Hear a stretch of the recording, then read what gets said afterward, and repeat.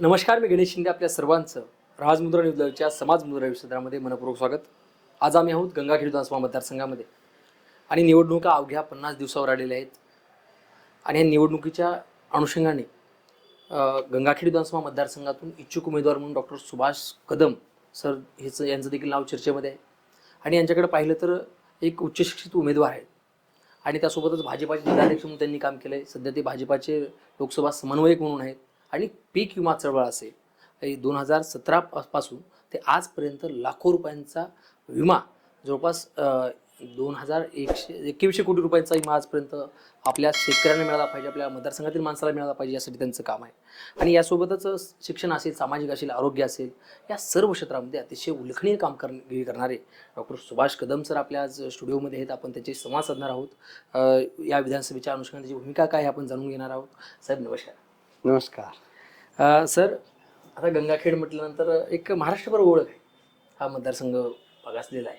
आणि त्यासोबत आम्ही येत असताना आम्ही ज्यावेळेस नांदेडवरून गंगाखेडमध्ये ज्यावेळेस एंट्री मारली त्यावेळेस रस्ते तर खराब लागलेच आम्हाला, परंतु आम्ही ज्यावेळेस गंगाखेडमध्ये फिरत होतो त्यावेळेस आता थोडं पाणी बी आलं आणि ट्रॉफिक असेल आणि प्रचंड रस्ते खराब. हे तर रस्त्याचा विषय झाला, पण या रस्त्यांना फिरल्यामुळे, या धुळीमुळं, आता तुम्ही डॉक्टर आहात म्हणून तुम्हाला पहिला प्रश्न विचारतो, या सगळ्या गोष्टींमुळं इथल्या जनतेचं, स्थानिकांचं आरोग्य धोक्यात आहे असं तुम्हाला काही वाटतंय का? यावर आपली भूमिका काय आहे? निश्चित गंगाखेड मतदारसंघात सर्वसामान्य माणसाला वावरणं जगणं कठीण झालंय. शहरातील धुळीची समस्या असो किंवा ग्रामीण भागातील रस्त्यांची समस्या असो किंवा पानन रस्त्याची समस्या असो, प्रचंड बेहाल ह्या मतदारसंघातील जनता मागील कित्येक वर्षांनी भोगत आहे. आणि त्या अर्थानं या मतदारसंघातले लोक चांगले आहेत, पण एक व्हिजन नसणारं नेतृत्व मागील कित्येक वर्षांनी या मतदारसंघात दुर्दैवानं नेतृत्व करत असल्यामुळं जनतेची ही हाल आहे, मतदारसंघाची ही हाल आहे. बकाल अवस्था आहे, निश्चित बकाल अवस्था आहे. आपण इच्छुक उमेदवार देखील आहेत. त्यासोबत तुम्हाला 2017ला तुमच्या सर्कलमधून जिल्हा परिषद सदस्य म्हणून तुम्ही निवडून आला होता आणि तुम्हाला एखाद्यावर संधी मिळाली नंतर, लोकप्रतिनिधी झाल्यानंतर, त्या सर्कलमध्ये तुम्ही नेमकं काय कामं केली आणि कशी कामं केली या संदर्भात काय सांगाल? गणेशजी, एक मी सांगतोय की मी इच्छुक उमेदवार म्हणण्यापेक्षा या मतदारसंघातील ग्रामीण भागातील, शहरी भागातील शेतकरी वर्ग आज माझ्या मागं आहे की डॉक्टर तुम्ही विधानसभा लढवा. त्यामुळे मी इच्छुक म्हणण्यापेक्षा शेतकऱ्यांचा इच्छुक उमेदवार असं म्हणता येईल. मी जिल्हा परिषद सदस्य म्हणून 5 वर्ष काम करत असताना धाराशिव जिल्हा परिषद गटात मी शिक्षणाचा दर्जा उंचावण्यासाठी माझा गाव माझी शाळा नावाचा उपक्रम राबवला. त्या माध्यमातून गुणवत्तेमध्ये आणि भौतिक सुविधामध्ये सुधारणा करून जिल्हा परिषदच्या शाळेतून खाजगी शाळेकडे होणारं शिक्षणाचं मायग्रेशन मोठ्या प्रमाणात थांबवलं. शाळांचा भौतिक विकासासाठी माझ्या मतदारसंघात 11 जिल्हा परिषदच्या शाळा गटात होत्या. त्यापैकी साधारणतः 6 जिल्हा परिषद गट शाळांना इमारत दिली. त्यात मॉडेल म्हणून मैराळ सांगीची इमारत आहे, रुमण्याची इमारत आहे, शाळेकडे जाणारे रस्ते बांधले, त्यात सायळाचं उदाहरण आहे, उपकेंद्राचं बांधकाम केलं मुळीमध्ये. आणि एकूणच माझा गाव माझी शाळा जसा शिक्षणाचा उपक्रम होता तसा आरोग्यामध्ये PHC माझ्याद्वारे या नावानं उपक्रम चालला आणि स्थानिक शासनाच्या माध्यमातून स्थानिकच स्तरावर त्यांना प्राथमिक आरोग्य सेवा मिळावी यासाठी मी प्रयत्न केला. त्यात बऱ्या प्रमाणात मला तेव्हा यश पण आलं. बरं सर, ज्यावेळेस आपण या मतदारसंघाकडे पाहतो, हा विकासापासून वंचित मतदारसंघ म्हणून यांची ओळख आहे, हा मागासलेला मतदारसंघ म्हणून यांची ओळख आहे. आपण उच्च शिक्षित आहात, आपण डॉक्टर आहात, पीक विम्याच्या माध्यमातून अनेक ठिकाणी फिरत आहे.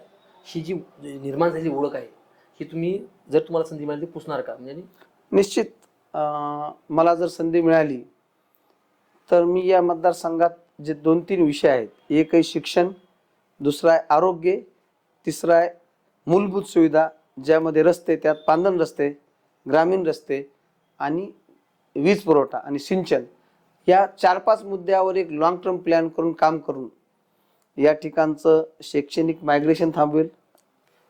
आरोग्याच्या सुविधासाठी या ठिकाणी 3ही तालुक्यामध्ये प्राथमिक आरोग्य केंद्राचं जे जाळं आहे त्याच्याबरोबरीने जिल्हा उपरुग्णालयाचं जे जाळं आहे त्याचं सक्षमीकरण करणं, बळकट करणं, त्या ठिकाणी तज्ज्ञ डॉक्टर उपलब्ध करणं, या माध्यमातून ह्या 2 सुविधा.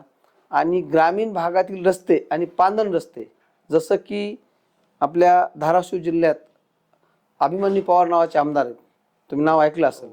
त्यांनी पांदन रस्ते अशा पद्धतीने केले की आता मतदारसंघातला एकही गाव पांदन रस्त्यापासून वंचित नाही. माझ्या डोळ्यासमोर ग्रामीण भागातल्या रस्त्यासाठी अभिमन्यू पवार आमदार यांचं मॉडेल आहे. त्या पद्धतीने मी ग्रामीण रस्ते आणि पांदन रस्ते करीन. सिंचनासाठी आता आमच्या मुळी बंदराची दारं बसलेत, जस्ट आता बसले. गेली 15 वर्षांनी रखडलेलं काम होतं. त्यामुळं साधारणतः 17 गावातलं 23,000 हेक्टरच्या सिंचनाचा प्रश्न मिटणार आहे. पिण्याचा पाण्याचा प्रश्न मिटणार आहे. दिग्रस बंधारा जो आहे त्या ठिकाणी जे पाण्यावर चुकीच्या पद्धतीने आरक्षण टाकलेलं आहे, नदी आपली, बंधारा आपला, पाण्यावर आरक्षण टाकलंय ते पाणी नांदेडसाठी जातं, इतर शेतकऱ्याला मिळत नाही. ते आरक्षण उठून ते पाणी गंगाखेड विधानसभेतील पालम आणि पूर्णा गंगाखेड तालुक्यातल्या शेतकऱ्यांनी सिंचनासाठी कसं मिळेल हे निश्चित प्रश्न सोडून घेईल. आणि तरुणांना रोजगार मिळण्यासाठी या तिन्ही तालुक्यात ज्या नामधारी MIDC दोन्ही ठिकाणी, त्या ठिकाणी शेती प्रक्रिया उद्योग, मग सोयाबीनचं प्रोसेसिंग असेल, कापसाचे प्रोसेसिंग युनिट असतील, हे उभा करणं आणि रोजगाराच्या संधी निर्माण करणं. दुर्दैव पहा, कापूस पिकवतो आपण आणि कापसाच्या रुईच्या गाठी बनतात मिरजला. सोयाबीन पिकवतो आपण आणि सोयाबीनची प्रोसेसिंग होते लातूरला किंवा पलीकडे. म्हणजे रॉ मटेरियल इथं उपलब्ध आहे, मनुष्यबळ इथं उपलब्ध आहे, पण इन्फ्रास्ट्रक्चर नसल्यामुळं या ठिकाणी प्रोसेसिंग नाही. प्रोसेसिंग नसल्यामुळे व्हॅल्यू ॲडिशन नाही. व्हॅल्यू ॲडिशन नसल्यामुळे शेतकऱ्यांना मालाला भाव मिळत नाही, स्थानिक लोकांना रोजगार मिळत नाही आणि रोजगारासाठी हजारो लोक पुणे किंवा नाशिककडं मायग्रेशन करतात. माझ्या एकट्या जिल्हा परिषद गटातले साधारणतः 1,500 कुटुंब हे पुण्यामध्ये आज व्यवसायासाठी आहेत आणि एज्युकेशनसाठी 1000 कुटुंब नांदेड किंवा लातूर परभणीला आहेत. जिल्हा परिषद एका गटातले एवढं मोठं मायग्रेशन आहे. अशी विदारक स्थिती आहे. नक्की साहेब, मी देखील बघत असतो की जे काही मतदान असतं त्यावेळेस मोठ्या गाड्या भरून माणसांना लावतात, या ठिकाणची परिस्थिती आहे. त्यासोबतच आपण एक स्थानिक उमेदवार आहात, म्हणजे तुम्ही याच ठिकाणी तुमचा जन्म झाला आहे, हीच तुमची कर्मभूमी आहे. त्यासोबतच आजपर्यंत जवळपास आपण काही आमदार बघितले, हे आमदार कुठले तरी आयातू आमदार होते, बाहेरचे नव्हते. आताचे रनिंग पण आयातच आहेत. आताची रनिंग आहेत आयातच. बरं, या सगळ्या आमदाराकडे तुम्ही कसं बघता आणि तुम्ही या आमदार संदर्भात काय सांगाल? काय आहे की राजकारण आता लोक व्यवसाय म्हणून बघायला. माझ्याकडे बक्कळ पैसा झाला, प्रतिष्ठा मिळवायची म्हणून राजकारण करायचं. माझे नंबर 2चे धंदे आहेत, उद्योग धंदे आहेत, त्याला प्रोटेक्शन म्हणून निवडणूक लढवायची, उमेदवार बनायचं. काहीचे लोकांची सेवा करायची, मूलभूत गोष्टीचा विकास करायचा हा उद्देशच नसलेले लोक पैशाच्या आधारावर आमदार होईल, तर म्हणून ही अवस्था आहे. त्यांना या जनतेप्रती संवेदनाही नाही, प्रेमही नाही, आपुलकीपणाची भावनाही नाही. व्यवसाय म्हणून राजकारण करतात आणि व्यवसायाच्या माध्यमातून राजकारणात पैसे गुंतवणं आणि सत्तापद आल्यानंतर त्या पदाच्या माध्यमातून करोडो रुपये कमवणं हाच त्यांचा उद्देश आहे. या जनतेची त्यांची नाळही नाही, संवेदना नाही आणि प्रेमही नाही. त्यामुळे त्यांच्याकडून अपेक्षा ठेवणं सुद्धा चुकीचं आहे. मी तर नेहमी म्हणत असतो, आता काय आहे की सध्याच्या लोकप्रतिनिधी दुर्दैवानं परभणी जिल्ह्यात तरी निवडून आल्यानंतर मग्न कशात आहेत? वाळू माफियागिरी, लँड माफियागिरी आणि म्हणजे वाळूला आपण सँड म्हणतो, सँड अँड लँड माफियागिरी आणि वांद्याच्या जमिनी बघणं, त्या वांद्यात जमिनी विकत घेणं, त्याची प्लॉटिंग करणं, त्यातून पैसा कमवणं. लोकांच्या मूलभूत प्रश्नाशी यांचा संबंध तुटलेला आहे, हे दुर्दैव आहे. अशी स्थिती या मतदारसंघात किंवा ओव्हरऑलमध्ये आहे. आणि त्यांची आपुलकी नाही, प्रेमी नाही, संवेदना नाही जनतेप्रती. ते राजकारणाकडे व्यवसाय म्हणून बघतात आणि व्यवसाय आलं म्हणजे काय आलं की पैशाची गुंतवणूक करणं आणि त्यातून पैसे काढणं. यात हा मतदारसंघ अडकलाय. बरं, त्यासोबतच मला वाटतं की ह्या मतदारसंघामध्ये सर्वाधिक काळ मुंबईचे घनक मामा यांनी देखील काम केले आणि आताही त्यांनी महाविकास आघाडीकडून निवडणूक लढवायची म्हणतात. त्यासोबत अनेक उमेदवार आहेत. हे सगळं तुम्ही पाहत असताना तुम्हाला नेमकं काय वाटतं की या मतदारसंघात कोणकोणत्या कामापासून हा मतदारसंघ वंचित आहे?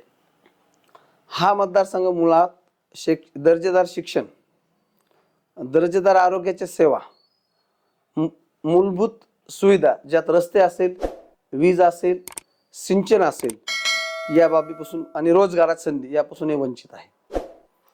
आणि तुम्ही जसं म्हणलं मुंबईत राहून कोणतरी इथं येतं आणि निवडणूक लढवतं. पुन्हा आम्ही त्यांना नेहमी म्हणत असतो 5 मेचा उमेदवार, त्यांचा वाढदिवस आहे, त्या दिवशी ते इथं प्रकट होतात. काही लोक असे आहेत की जे फक्त निवडणुकीचे 3 महिने अगोदर सक्रिय होतात आणि उमेदवार म्हणून इच्छुक उमेदवार होतात. या मतदारसंघात दोघं तिघे आहेत असे. 5 वर्षानंतर 3 महिन्यांनी 3 महिन्यापुरतं त्यांना आठवण येते आणि कारण त्यांच्याकडे पैसा खूप असतो. मग त्यांना जात आठवती, मग त्यांना पाहुणे आठवतात, मग त्यांना पक्ष आठवतंय आणि मग ते मोहिमी सुरू करतात वेगवेगळ्या 3 महिन्यापुरत्याच. 3 महिने निवडणूक संपली की विषय संपला. अशी या अनुषंगाने सांगतोय की अनेक उमेदवार इच्छुक आहे म्हणून तुम्ही सांगितलं ना, तर मॅक्झिमम उमेदवार असे 3 महिने दर 5 वर्षानंतर प्रत्येक 5 वर्षाला निवडणुकीच्या आधी 3 ते 6 महिन्याचा उदय होणारे माणसं आहेत ते. साहेब त्यासोबतच या मतदारसंघात अशी एक चर्चा आहे की जवळपास 5,000 कोटी रुपयाच्या मतदारसंघात कामं झाली. या भूमिकेकडे आपण कसं पाहतो? याचं उत्तर तुमच्याकडेच आहे. तुम्ही मतदारसंघात फिरा, कुठं कामं तुम्हाला दिसते सांगा. आम्हाला तर दिसत नाहीत. तुम्हाला ह्या कॅमेऱ्यासमोर दिसले तर शोध घ्या, कारण आम्ही ऐकतो कामं झाली म्हणून, पण दिसत काही नाहीत प्रत्यक्षात. मे पॉसिबल कदाचित आम्हाला दिसत नसेल, तुम्ही शोधून बघा. बरं त्यासोबतच साहेब तुमची राजकारणाची सुरुवात म्हणजे तुम्ही एक डॉक्टर आहात, पेशाने डॉक्टर आहात, म्हणजे डॉक्टर ही चांगला व्यवसाय सेवा आहे. हे सगळं काही असताना आपल्याला नेमकं राजकारणात आणि समाजकारणात यावं कसं वाटलं आणि कशा आलात काय सांगायला? मी एक सर्वसामान्य शेतकरी कुटुंबातला मुलगा आहे. शालेय शिक्षण माझ्या गावात धारासूरमध्ये झालं, परभणीत झालं. महाविद्यालयीन शिक्षण नागपूरमध्ये झालं. हे शालेय शिक्षण घेत असताना, महाविद्यालयीन शिक्षण घेत असताना विविध समस्याला समोर जात होतो आणि त्यातून त्या समस्याला उत्तर शोधण्याचा प्रयत्न करत होतो. आणि त्यातच मला संघर्ष करण्याची सवय लागली, संघटन करण्याची सवय लागली. मी कॉलेजमध्ये असताना ABVPचं काम केलं, अखिल भारतीय विद्यार्थी परिषद. इकडं आल्यानंतर मी नंतर चळवळीत राहिलो, मी RSSचंही काम केलं. आणि सर्वसामान्य माणसाच्या समस्यावर आपण उत्तर बनलं पाहिजे या भूमिकेतून मी क्षेत्रात आलो. 12 वर्षे मी राजकारणात नव्हतो. 2012 साली मी भारतीय जनता पार्टीत काम करायला सुरुवात केली. आणि माझी एक थीम आहे, एखादी समस्या असेल त्या समस्येच्या खोलात जाऊन अभ्यास करणं, त्याचे बारकावे समजून घेणं, त्या समस्येलाचं उत्तर काय पाहणं, ते उत्तरावर काम करण्यासाठी त्या समस्याग्रस्त माणसाचं संघटन उभा करणं आणि त्या संघटनाच्या आधारावर त्या प्रश्नाचं उत्तर शोधणं, ही माझी कार्यपद्धती. आणि मी ते करत गेलो आणि अनेक ठिकाणी मला यश आलं. अगदी 2012 सालचा माझा अनुभव आहे की शेतकऱ्यांनी सोयाबीनचं बियाणं खरेदी केलं होतं. शेतकऱ्याच्या माती बोगस बियाणं मारलं आणि बियाणं उगवलंच नाही. तेव्हा तर मी राजकारणात काम करत नव्हतो. आम्ही शेतकऱ्यांच्या भेटी घेतल्या आणि त्या शेतकऱ्यांचा एक विषय उभा केला आणि एक 1200 शेतकऱ्याचा उलटा मोर्चा नावाचा मोर्चा तहसील कार्यालयावर काढला. त्या सर्व शेतकऱ्यांना त्या कंपनीवर गुन्हा दाखल केला. महाराष्ट्रातला पहिला गुन्हा आहे. बियाणे उत्पादक कंपनीवर आणि दुकानदारावर FRI झाला होता. आणि त्या शेतकऱ्यांना नुसतं बियाण्याचा खर्च नाही, काय होतं असतं, बियाणं बोगस निघालं म्हणजे बियाण्याचा खर्च द्या आणि मोकळवा. पण ते बियाणं बोगस निघाल्यावर त्याचा पूर्ण सीझन जातो ना. तर आम्ही त्या सीझनचं उत्पादन धरून त्याच्याकडून वसुली केली. साधारणतः एकरी आम्हाला 50,000 सोयाबीन होतं, तुझ्यामुळे आमचा लॉस झालाय, आम्हाला तो किमान 40,000 रुपये दे अशी वसुली आम्ही त्याच्याकडून केली. आणि केस पण ती सुरू आहे. अशा प्रकारच्या विषय, या अशा प्रश्नाच्या अनुषंगाने उत्तर शोधत शोधत मी राजकारणात आलो. मी काय माझ्याकडे खूप पैसे झाले म्हणून राजकारणात आलो नाही, डॉक्टरकीमध्ये खूप कमवलं आता प्रतिष्ठा पाहिजे म्हणून राजकारणात आलो नाही, मला वाळूचा धंदा करायचा म्हणून मी राजकारणात आलो नाही, मला गुत्तेदारी करायची म्हणून मी राजकारणात आलो नाही. मला सर्वसामान्य माणसाच्या समस्यावर उत्तर शोधण्याचा छंद आहे किंवा आवड आहे आणि ते मला सहन होत नाही म्हणून मी राजकारणात आलो. दुसरं एक उदाहरण सांगतो तुम्हाला कामाचं. शेतकऱ्यांना पीक कर्ज मिळत नव्हतं, बँक पीक कर्जाचा अर्जही स्वीकारत नव्हती. तर आम्ही ती समस्या पाहिली. शेतकरी माझ्याकडे एक आला आणि डॉक्टर साहेब मला व्याजानं पैसे द्या, 5% व्याजानं पैसे द्या. मी म्हणलं बँकेत पीक कर्ज मिळणार नाही, म्हणजे आमचं गाव ब्लॅक लिस्टमध्ये टाकले, आम्हाला कर्ज मिळत नाही. मी माझ्याकडून कशाला कर्ज घेतो, मी काही सावकार नाहीये, चल बँकेत. मी जातो बँकेत, गेलो आणि मग ते कर्ज प्रक्रिया मिळवण्याची प्रक्रिया सुरू झाली. बँकवाले रिस्पॉन्स देत नव्हते. 3 वर्ष संघर्ष केला आणि या भागातील एकही शेतकरी पीक कर्जापासून वंचित राहिला नाही. ज्या गावात फक्त 10 शेतकऱ्यांना कर्ज होतं, वनभुजवाडीचं गाव आहे, त्या ठिकाणी 10 शेतकऱ्याला कर्ज होतं. माझ्या एकही ओळखीच नव्हता, माझा नातेवाईक नव्हता. त्या ठिकाणी आम्ही बोलून घेऊन गावातले पूर्ण शेतकरी कर्ज दिले आम्ही त्यांना. मराठवाडा ग्रामीण बँकेच्या माध्यमातून असो, तेव्हा सिंडिकेट बँक होती त्याच्या माध्यमातून असून, SBI असेल तेव्हा हैदराबाद बँक होती, हैदराबाद बँकेच्या माध्यमातून असून, आणि ही मोहीम गंगाखेडपुरती राहिल्यानंतर पालम आणि पूर्ण 3 तालुक्यात. म्हणजे सांगायचं काय, एखादी समस्या आली की त्या समस्याच्या मुळापर्यंत जाणं, त्याचं उत्तर देणं, या सगळ्या प्रक्रियेतून मी राजकारणात वळल्या गेलो आणि मी राजकारणात आलो. नक्की साहेब, एखाद्या अडचण बघून, समस्या बघून आपण राजकारणात आलात. आणि बोलताना तुम्ही एक म्हणलात की UVPP म्हणजे तुम्ही अखिल भारतीय विद्यार्थी परिषद म्हटलं, भाजपाचा ते मूळ पाया आहे. आणि एवढं म्हणजे विद्यार्थी दशेपासून तुम्ही भाजपात म्हणजे काम करताय, सगळ्या गोष्टी करताय, तुमचं एवढं मोठं काम आहे. तुम्ही जिल्हाध्यक्ष देखील राहिलात, लोकसभेला समन्वयक म्हणून राहिलात. हे एवढं काम बघून तुम्हाला तुमचा पक्ष तिकीट देईल वाटते का? काय या विषयात न बोललेलं बरं. सध्या महाराष्ट्रात राजकीय पक्षाची स्थिती, नाही भाजप राजकीय पक्षांतर मूळ कार्यकर्त्याला फार महत्व दिलं जातं असं म्हटलं जातंय. असं म्हटलं जातंय. याचं त्याचं उत्तर आहे. असं म्हटलं जातंय. समजून याकडे तुम्ही कसं बघता? ये दिन चले जाएंगे, अच्छे दिन आएंगे असं बघता. नाही, यावर जास्त बोलणार नाही. आपण अनेक दिवसापासून पीक विम्याच्या चळवळीमध्ये काम करताय. ही नेमकी पीक विमा चळवळ कशी सुरुवात झाली आणि यामध्ये कशा कशा प्रकारचं तुम्ही काम केले, काय सांगाल? ही एक फार मोठी रंजक कहाणी. ही जर कहाणी पूर्ण सांगायला गेलं तर कमीत कमी 2-3 तास लागतील. मी 2-3 मिनिटात तुम्हाला ब्रीफ करतो. महातपुरी धारासूर जिल्हा परिषद महसूल मंडळामधल्या शेतकऱ्यांचे पिकं गेले होते आणि त्याचा विमा भरलेला होता. पीक विमा का मिळाला नाही तर आम्ही शोध घेत गेलो. कोणी उत्तर देत नव्हतं. आणि याचा अभ्यास करत करत असं लक्षात आलं की याला कोणी जबाबदारी स्वीकारत नव्हतं. कोणी म्हणायचं वरून आलं, उंबरठा उत्पन्न तुमचं होतं, एवढं होतं, उत्पादन तुमचं जास्त आलं, आम्हाला दिसायला धडधड शेतातलं पीक गेलंय, पण पीक विमा मिळाला नाही. मग गंगाखेड, परभणी, पुणे, मुंबई सगळे कागदपत्र काढत गेलो. पुन्हा कळालं सगळे कागद गंगाखेडलाच असतात. मग आम्हाला पीक कापणी प्रयोग नावाची गोष्ट कळाली. मग आम्हाला पीक विम्याचे महाराष्ट्र, गव्हर्नमेंट ऑफ महाराष्ट्र आणि पीक विमा कंपनीचा असणाऱ्या कराराची झेरॉक्स कॉपी काढली, त्याची नियम अटी काय बघितल्या. असं लक्षात आलं की या विषयाकडे बघण्याचा प्रशासनाचा, कंपनीचा दृष्टिकोन हा शेतकऱ्याला लुटण्याचा आहे आणि मी त्याच्यात काम करायला सुरुवात केली. आम्ही गावोगावी गेलो, पीक विम्याचे नियम समजून सांगितले, वैयक्तिक तक्रार कशी करायची, त्याचं कारण काय टाकायचं, पंचनामा कधी करायचा, कसा करून घ्यायचा, पीक कापणी प्रयोग काय असतो, ते किती गावात होतो, उंबरठा उत्पादन म्हणजे काय, सरासरी उत्पादन म्हणजे काय, त्याच्यातला फरक म्हणजे विमा कसा, हे आम्ही जाणून घेतलं. आणि त्याच्यानंतर आम्ही गावोगाव जाऊन लोकांना समजून सांगितलं. 5, 25, 50 लोक घेतले, समजून सांगितलं. प्रशासनातल्या ज्या लोकांना याच्यातलं काहीच माहित नव्हतं, ते काही शेतकऱ्याप्रती निगेटिव्ह होते, पण त्यांना माहित नव्हतं. मग त्यांना पण आम्ही समजून सांगितले सगळे नियम. आणि कंपनीचे लोक तर हुशार होते. कंपनीच्या लोकांना पूर्ण अभ्यास होता. ऑन द कॉन्ट्ररी प्रशासनातल्या कृषी विभाग सोडता बाकी विभागाला या विषयात थोडीशी अनभिन्नता होती आणि त्याचा फायदा घेऊन कंपनी पैसे लुटून नेत होती, शेतकऱ्याला मोबदला देत नव्हती. आम्ही गाव पातळीवर शेतकरी, सरपंच, पोलीस पाटील यांचं प्रशिक्षण केलं. प्रशासकीय पातळीवर तलाठी, ग्रामसेवक, कृषी सहाय्यकांना आम्ही भेटलो, त्यांचं नॉलेजमध्ये अपडेशन केलं मैत्री करून. पीक कापणी प्रयोग कसा करायचा, त्याचा प्लॉट कसा टिकायचा, त्याचा रँडम कसा निवडायचा, या सगळ्या गोष्टी आम्ही गेली 7 वर्षापासून करत आहोत. आणि आता आम्हाला असं यश आलंय की आपला जिल्हा साधारणतः गंगाखेड विधानसभा तर पूर्ण साक्षर आहेच, पण जिल्ह्यातला मॅक्झिमम भाग हा पीक विम्याच्या बाबतीत साक्षर झालाय.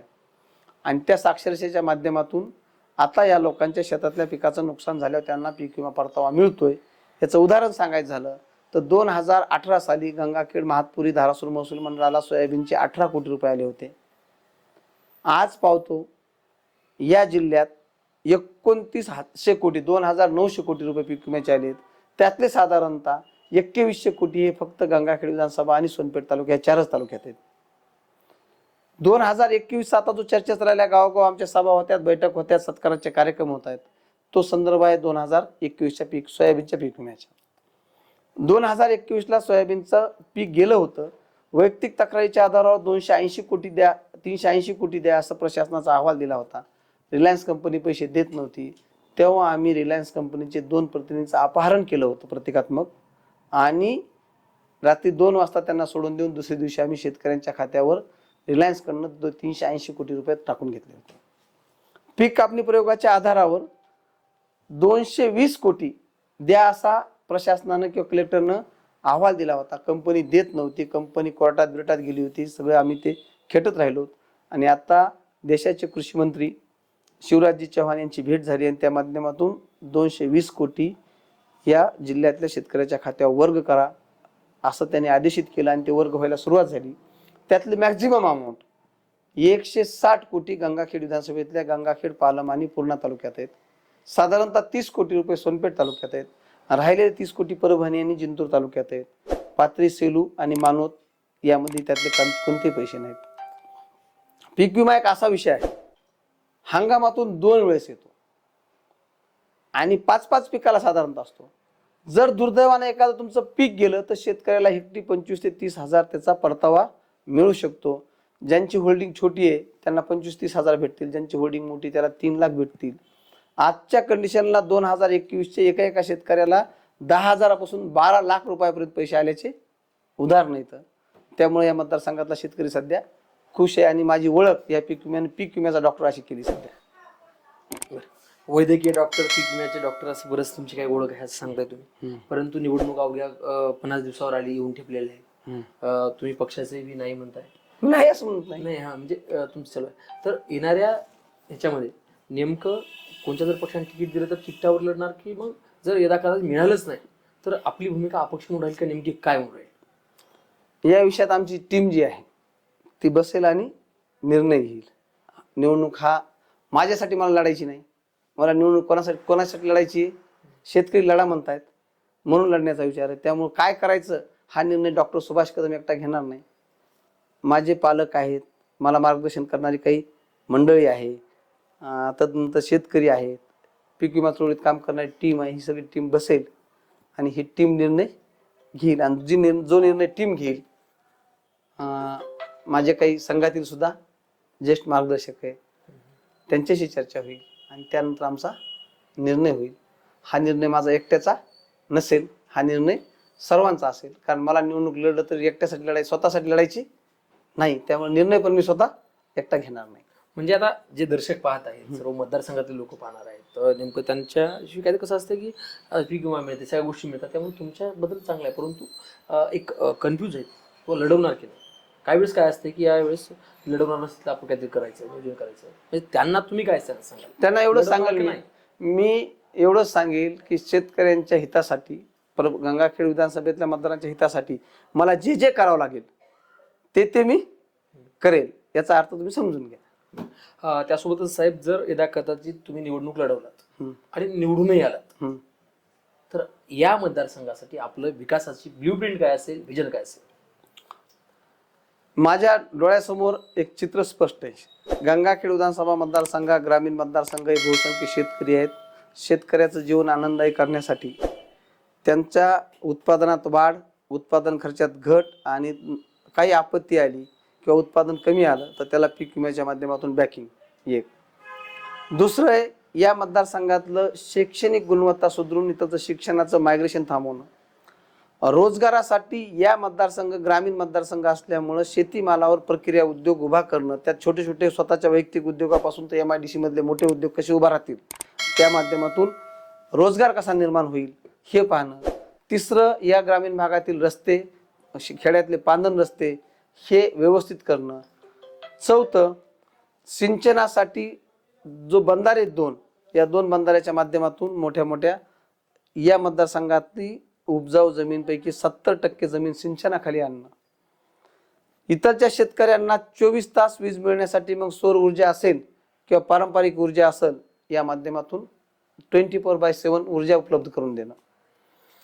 रेल्वेचा ट्रॅक या मतदारसंघात लाभल्यामुळं रेल्वेचं इंजिनिअरिंग कॉलेज पूर्णेमध्ये आणणं हा एक माझ्या डोक्यातला मोठा प्रोजेक्ट आहे. आणि याचबरोबरीनं मग जे सर्वात मोठा प्रश्न जातो त्या भ्रष्टाचार आहे. कोणत्या कार्यालयात गेलं तर पैसे दिल्याशिवाय काम होत नाही. तर तो भ्रष्टाचार थांबून सर्वसामान्य माणसाचं जीवन कसं आनंददायी करता येईल यावर मला बघायचं आहे आता. कारण ग्रामीण भागात जर सरपंचाला कोणतं काम विकास निधी आणायचा असेल तर त्याला 10-15% मोजल्याशिवाय निधी मिळत नाही. तहसील कार्यालयात जा, कोणती सर्टिफिकेट काढायचं असेल तर 500-200 मिळण्याशिवाय निधी मिळत नाही. घरकुलासाठी पैसे मोजावे लागले, सिंचन विहिरीसाठी पैसे मोजावे लागले. ह्या सगळ्या बाबी मी निवडून आल्यानंतर माझ्या मतदारसंघात या छोट्या छोट्या गोष्टीला किंवा मोठ्या कोणत्याही गोष्टीला लोकांना अवैध मार्गाने पैसे मोजाव लागणार नाहीत. यावर सुद्धा मी मोठं काम करणार आहे. नक्कीच साहेब. त्यासोबतच सध्या जे महाराष्ट्रामध्ये जे वातावरण झालंय, ओबीसी मराठा समाज आरक्षणासाठी लढतोय, ओबीसी समाज त्यांच्यासाठी लढतोय, या सर्व भूमिकेकडे आपल्या नजरेतून कसं पाहता? मराठा समाजाची आर्थिक स्थिती आणि शैक्षणिक स्थिती खालावलेली, त्यामुळे मराठा समाजाला आरक्षणाची नितांत गरज आहे. कायद्याच्या चौकटीत बसणारं आरक्षण मराठा समाजाला तात्काळ मिळालं पाहिजे. हे मिळण्यासाठी आम्ही सतत त्याचा पाठपुरावा करतो, त्या आंदोलनामध्ये आहे मी. आणि अन्य जे आरक्षणाच्या भूमिका आहेत, मागण्या आहेत, त्या सर्व समाजाला, ज्या ज्या समाजाला आरक्षणाची आता गरज आहे त्या त्या समाजाला संविधानिक मार्गाने कायद्याच्या चौकटीत असणारं आरक्षण मिळालं पाहिजे. त्यासाठी पाठपुरावा केला पाहिजे या मताचा मी आहे. पण हे आरक्षण मिळवत असताना कोणत्याही दोन समाजामध्ये तेढ निर्माण होणार नाही, ही काळजी सुद्धा समाज म्हणून समाजाने, राजकीय नेते म्हणून राजकीय नेत्यांनी आणि प्रसार माध्यम म्हणून प्रसार माध्यमांनी काळजी घेतली पाहिजे असं मला वाटतं. नक्की साहेब, आता जाता जाता एक राजमुद्रा न्यूज लाईव्हच्या माध्यमातून आपण या मतदारसंघातील जनतेला काय आव्हान कराल, काय सांगाल? राजमुद्राच्या माध्यमातून मी जनतेला आव्हान करेल की आपला मतदारसंघ एक काळी ज्ञानोबा हरी गायकवाडचा मतदारसंघ म्हणून ओळखला जात होता. तो आता कोणाच्या नावाने ओळखला जातं हे मला सांगायची गरज नाही. ही जी आपल्या मतदारसंघावर दुर्दैवानं बसलेली काय म्हणता येईल, एक कलंक म्हणता येईल, हे मिटवायसाठी आपल्याला प्रयत्न करावा लागेल. आपला मतदारसंघ पुन्हा ज्ञानोबा हरी गायकवाडचा मतदारसंघ तयार व्हावा आणि यासाठी आपण तसं जर झालं तरच आपलं पुढच्या 5 वर्षाचं भवितव्य हे सुरक्षित राहील. आपल्या ज्या काही समस्या आहेत, शेतीच्या समस्या असतील, शिक्षणाच्या समस्या असतील, आरोग्याच्या समस्या असतील, मूलभूत विकास कामाच्या समस्या असतील, ह्या दूर होतील. अन्यथा पुढच्या 5 वर्षाच्या काळात पुन्हा आपण त्याच समस्याला समोर जातो. ह्या समस्यापासून दूर व्हायचं असेल तर कोणत्याही आर्थिक प्रभावाचा वापर न होऊ देता आपण आपल्या हिताचे कामं करणारे, आपल्याशी संपर्कात असणारे आणि आपल्याला अप्रोच असणारा, म्हणजे आपल्याला ज्याच्याशी ज्याच्यापर्यंत आपण पोहोचू शकतो असा आपल्याच मतदारसंघातला माणूस निवडून द्या. धन्यवाद. धन्यवाद डॉक्टर साहेब, आपण वेळातला वेळ काढून राजमुद्रा न्यूज लाईव्हशी संवाद साधला त्याबद्दल आपली मनापासून खूप खूप धन्यवाद. राजमुद्रा न्यूज लाईव्हच्या माध्यमातून वेगवेगळे आपले सत्र असतात, अनेक दिग्गज व्यक्तिमत्वाच्या मुलाखती असतात. आपण सर्व मुलाखती पहा, लाईक करा, शेअर करा. धन्यवाद.